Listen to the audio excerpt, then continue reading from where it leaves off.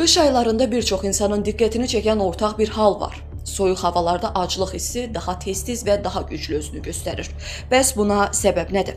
Diyetoloqlar bildirirlər ki, bunun arxasında həm bioloji, həm də psixoloji səbəblər dayanır.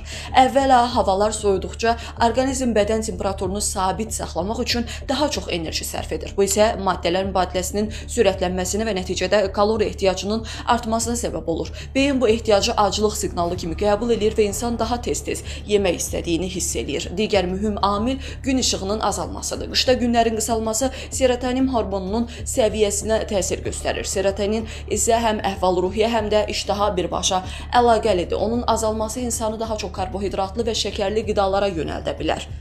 Diyetoloqlar qeyd edirlər ki, bu orqanizmin sürətli enerji və psixoloji rahatlıq axtarışının nəticəsidir. Xüsusilə axşam saatlarında nəsə yemək istəyinin artması da bununla bağlıdır. Bundan əlavə qış aylarında fiziki aktivliyin azalması da rol oynayır. İnsanlar açıq havada daha az hərəkət edirlər və evdə daha çox vaxt keçirirlər. Bu da yeməklə emosional bağlılığı gücləndirir. Stress, yorğunluq və mövsümi depressiya halları da iştahanı artıra bilər. Diyetoloqlar vurğulayırlar ki, belə vəziyyətlərdə aclıq hissi bəzən real enerji ehtiyacından deyil, emosional boşluqdan qaynaqlanır.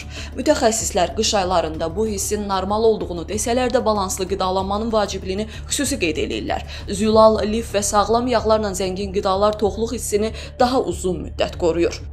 Şirniyyat və sürətli karbohidratlar isə qısa müddətli rahatlıq versə də aclıq hissini daha da artırır.